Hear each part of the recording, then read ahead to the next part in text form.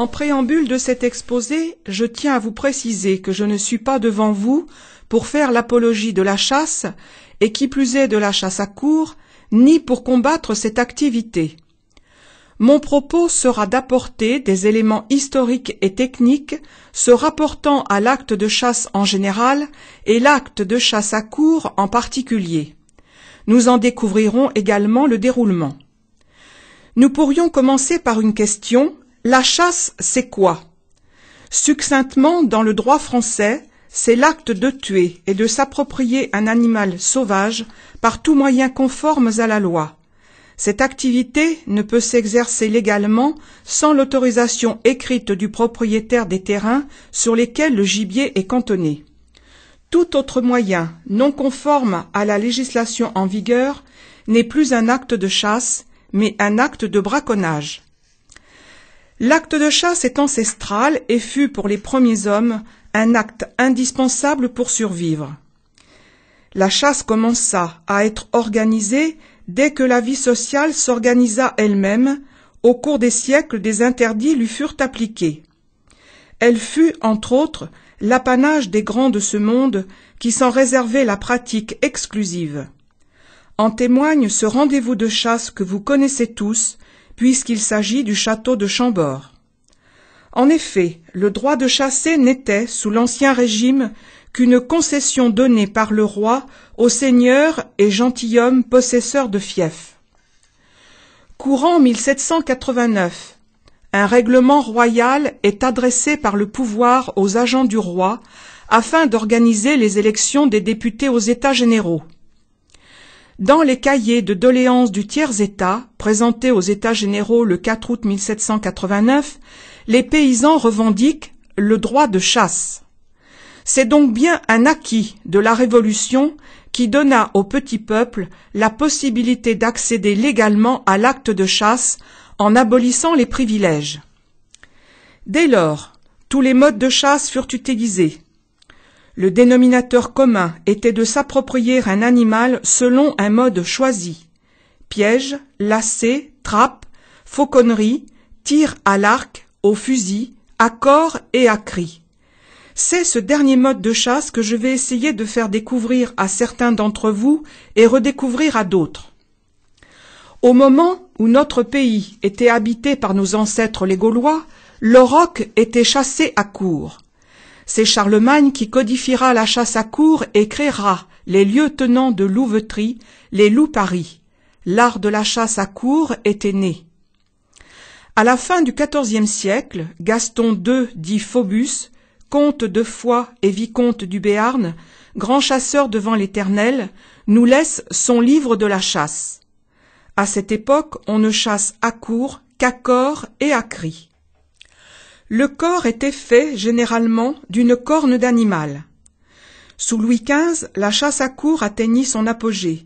Le marquis de Dampierre écrivit ses fanfares de chasse, base de notre musique de trompe actuelle. Nous ne parlerons plus que de chasse à courre ou vénerie pour désigner le mode de chasse qui consiste à chasser à cheval ou à pied, faire prendre le gibier par une meute de chiens et servir l'animal sur place par dagues, épieux et toutes autres armes blanches. Avant d'aller plus loin, il me faut parler d'un élément essentiel à la vénerie.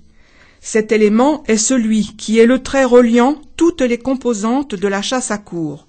Je veux parler de la trompe de chasse. Il ne faut pas se méprendre sur les appellations trompe de chasse et cor de chasse. Bien qu'ayant la même apparence, il existe des différences notables entre les deux instruments. La trompe de chasse, enroulée 2 fois et demi sur elle-même, est accordée en ré majeur et ne sert qu'à la chasse à courre. Le cor de chasse est également enroulé 2 fois et demi sur lui-même, mais il est accordé en mi bémol majeur et ne sert que dans les batteries fanfares, notamment dans les batteries fanfares des armées. C'est donc bien les trompes de chasse qui vont rythmer le cours des animaux dans l'exercice de la chasse à courre. Ces trompes servent également à sonner des fanfares qui ne sont pas des sonneries de chasse à proprement parler, car elles interviennent avant ou après la chasse. Elles sonnent également, et c'est ce qui va nous intéresser, des sonneries spécifiques pendant la chasse. La vénerie se pratique en équipage, comprenant un maître d'équipage, un ou plusieurs piqueux, des boutons. Pourquoi cette appellation? En effet, ce nom est donné aux hommes des équipages de chasse car leur signe distinctif est de porter des boutons sur leurs vêtements qui sont spécifiques à chaque équipage. Lors de l'entrée en équipage, le maître remet au nouvel adhérent un bouton symbolique à l'effigie de l'équipage. Une autre coquetterie vestimentaire est en usage dans la chasse à courre. Le port de la cravate ou ascotte, qui s'orne généralement d'une épingle faite de dents d'animaux. Ces dents, très souvent veinées de brun ou de jaune, sont les canines atrophiées du cerf et se nomment les fleurs de lys. Le maître d'équipage est celui qui décide quel animal va être chassé, quelles parcelles seront visitées, quand découplera-t-on les chiens, etc. Le piqueux est celui qui sert d'intermédiaire entre le maître d'équipage, les boutons et les valets de chiens. C'est généralement lui qui exécute les sonneries à l'aide de sa trompe. Il doit donc suivre à cheval pour être le plus près possible des animaux afin de sonner la bonne sonnerie au bon moment. C'est lui également qui sert l'animal aux abois. Les boutons sont des chasseurs qui participent à la chasse moyennant finance. Ils vont à cheval ou à pied et suivent la chasse. Leur but est de voir le gibier au saut d'une allée. Deux types de véneries sont actuellement pratiquées. La vénerie des grands, moyens et petits animaux. La vénerie sous terre. La vénerie du loup a été longtemps pratiquée, notamment en Poitou. Cette pratique a permis de sauver ou de recréer plusieurs races de chiens, et notamment les grands chiens du Poitou. Voir Folklore de France, numéro 266. Cette chasse s'est arrêtée faute de loups dans nos campagnes. En matière de vénerie, on ne parle jamais de bête, mais d'animal. Pour communiquer entre veneurs, il faut pratiquer un vocabulaire particulier. Ce vocabulaire, particulièrement riche et spécial, vous est proposé dans un document mis à votre disposition dans la salle. Dans la catégorie des grands animaux, il faut classer le cerf, la biche, le sanglier. Dans celle des moyens animaux, il faut classer le chevreuil, le renard. Dans celle des petits animaux, il faut classer le lièvre, le lapin, qui pratiquement ne se chasse plus à court, et dans la catégorie vénerie sous terre, il faut classer le renard, le blaireau et le ragondin. Pour illustrer mes propos, une chasse à courre, j'ai choisi l'animal que tous les veneurs considèrent comme le plus noble, le cerf. Cette chasse débute généralement en novembre, car entre la mi-septembre et la fin octobre, le cerf est occupé à agrandir sa compagnie. C'est l'époque du rut. Dans les forêts, vous pouvez alors entendre le brame.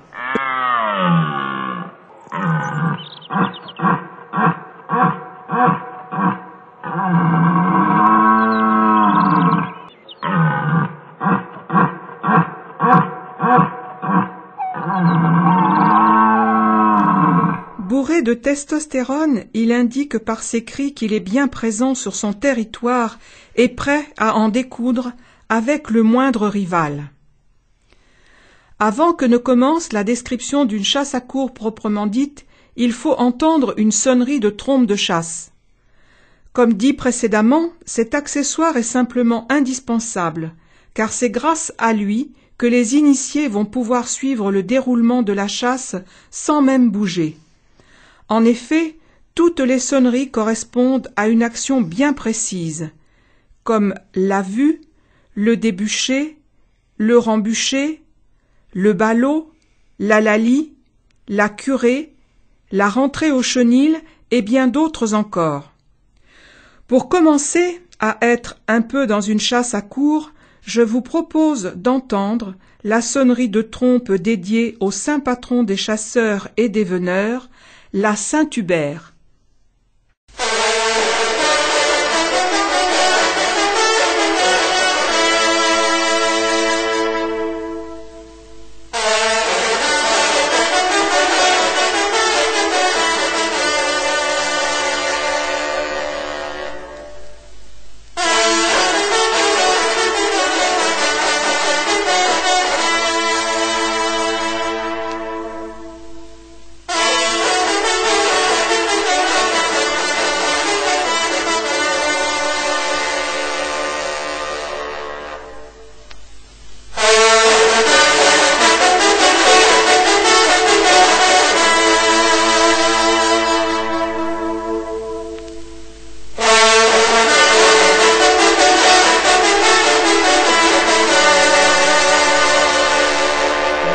Matin, le maître d'équipage, le piqueux, les boutons, les valets de chiens et les éventuels invités arrivent au rendez-vous pour un solide petit déjeuner.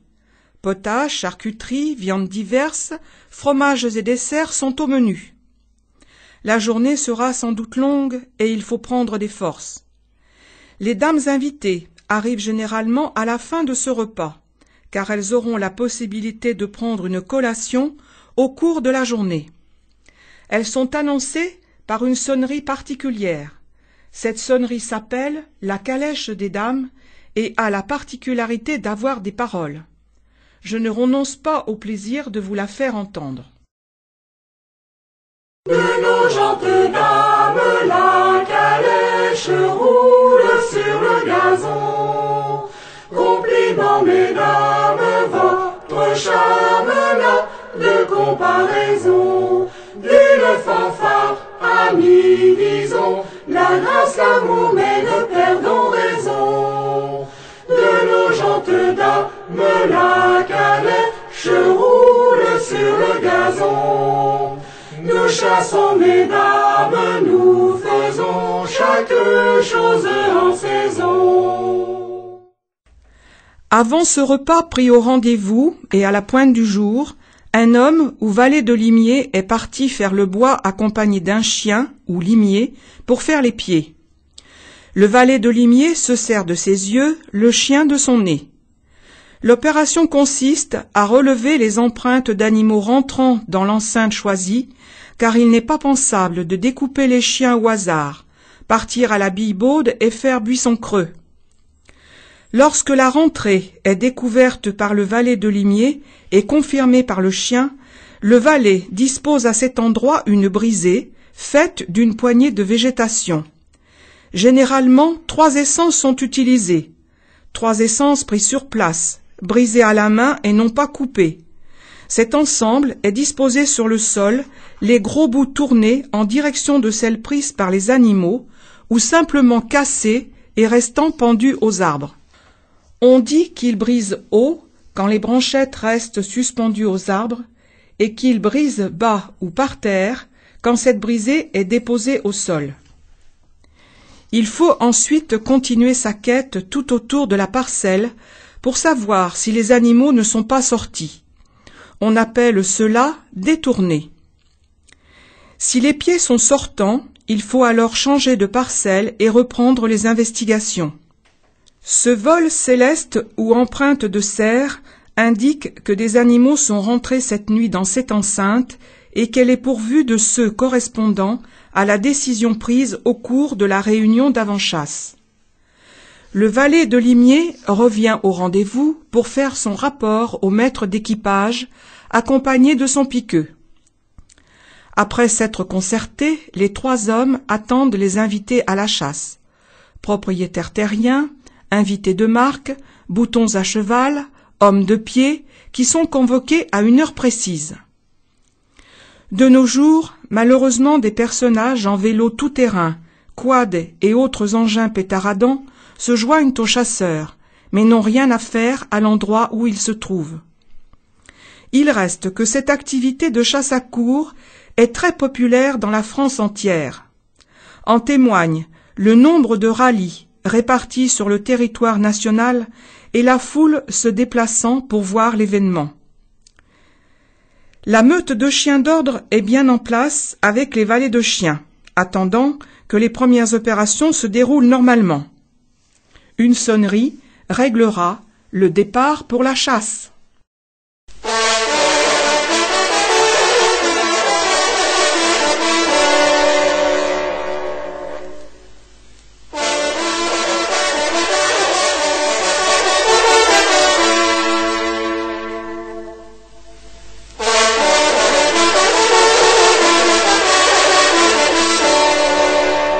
Les premiers à partir sont le maître d'équipage, le piqueux et l'un des valets de chiens, accompagnés de 5 ou 6 chiens.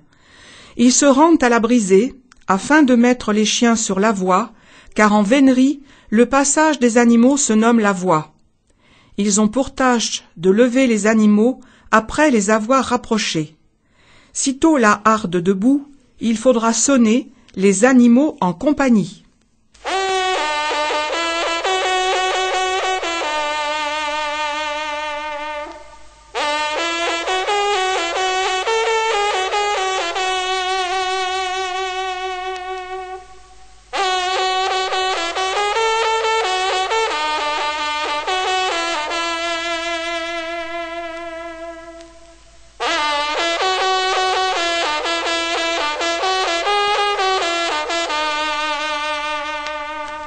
Au rendez-vous, chacun sait que la harde est levée et que les chiens qui la suivent vont pratiquer ce qui s'appelle le déhardage.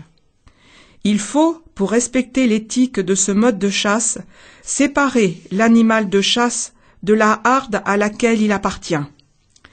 Cette opération peut durer, car l'animal fera tout ce qui est en son pouvoir pour tromper les chiens.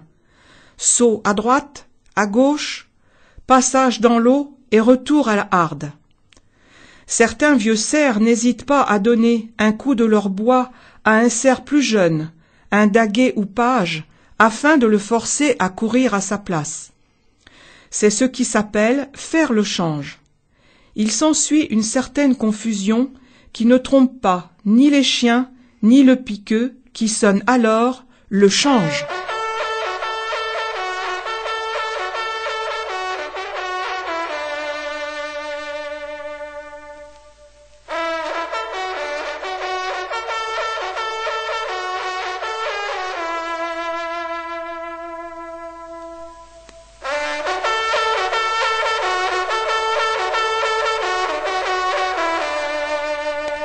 Le valet de chiens rameute alors ses chiens afin de les faire reprendre la bonne voie. Chaque animal ayant sa propre odeur, les chiens de pied ont au fait de démêler les chevaux des senteurs. Une fois l'animal relancé, et dès que le maître d'équipage ou le piqueux aperçoivent l'animal de chasse, il sonne la vue.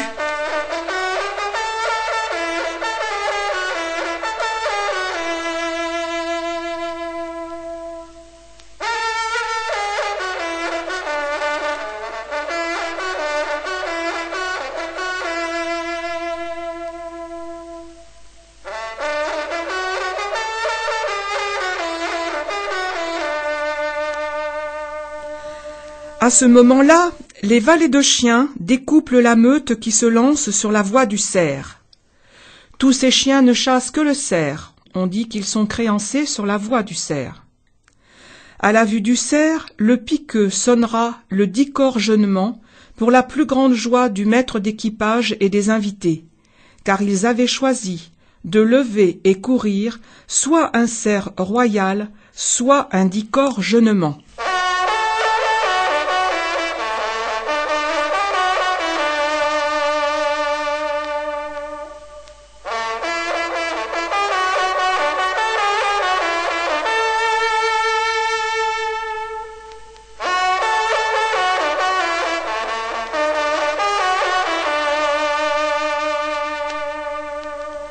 À partir de ce moment, la chasse peut s'appeler à court, car il n'y aura de cesse que dans la prise de l'animal ou la perte de l'animal par les chiens. Il faudra alors sonner le bien aller.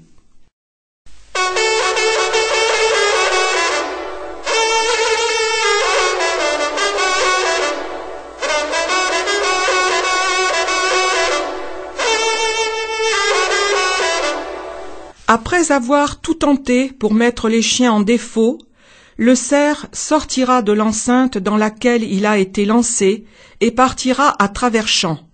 Il faudra alors sonner le débûcher.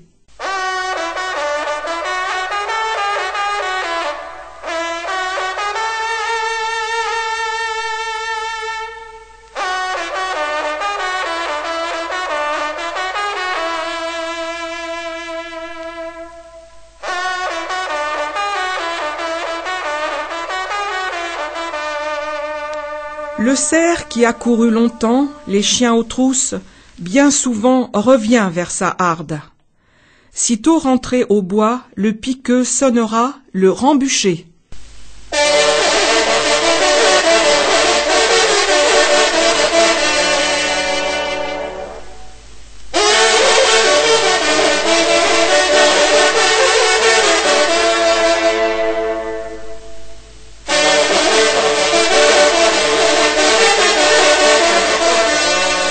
Le cours continue souvent plusieurs heures et l'issue sera telle que les chiens prendront l'animal ou le cerf, plus fort ou plus malin, arrivera à leur échapper.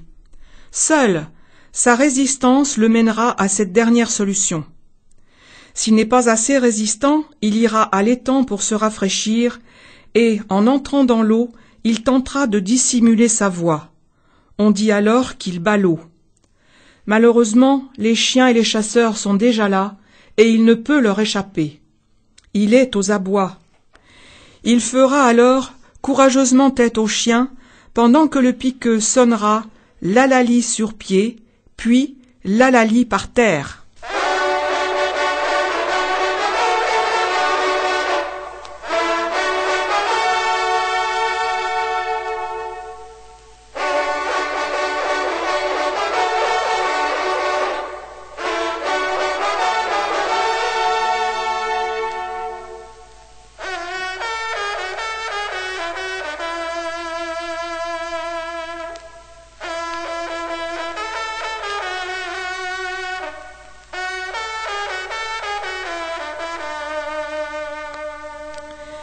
Il tentera une dernière fois de perdre les chiens en s'élançant à travers bois. Mais il a sans doute présumé de ses forces, et tombant alors à terre, il sera servi à la dague par le piqueux.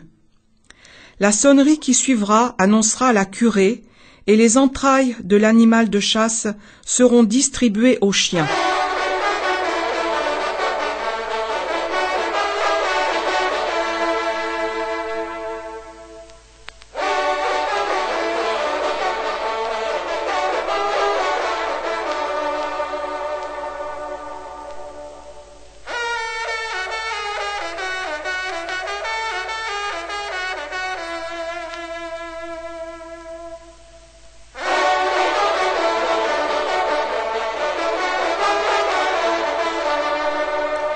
L'animal, éviscéré, sera rapporté au rendez-vous de chasse pour être partagé entre tous les invités. Reste la tête qui sera gardée par le maître d'équipage ou donnée à un invité que l'on veut honorer. Elle sera montée en tête complète ou en massacre. Également pratiquée est cette coutume de l'honneur du pied qui consiste à présenter et donner à une personne de marque le pied antérieur droit de l'animal. Cette partie de patte sera désossée sur place, tressée et mise sur un écusson de bois.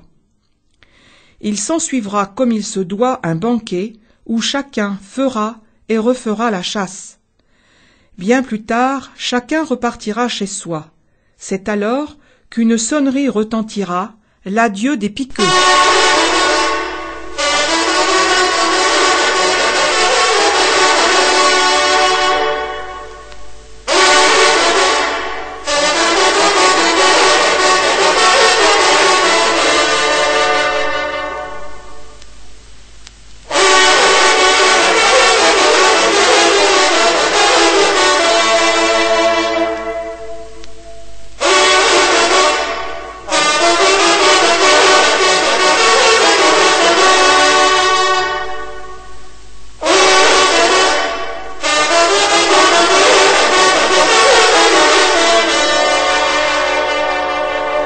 Comme je vous l'ai dit précédemment, deux issues sont offertes aux cerfs. Soit il trompe les chiens, soit il meurt. Mais je veux vous préciser qu'il existe une troisième solution, la grâce. En effet, quand un cerf s'est bien battu, qu'il a beaucoup couru, qu'il a mis plusieurs fois les chiens en défaut, qu'il s'est réfugié dans un endroit non chassable selon les règles, en un mot, qu'il a fait une chasse admirable, le maître d'équipage peut faire sonner la retraite de grâce.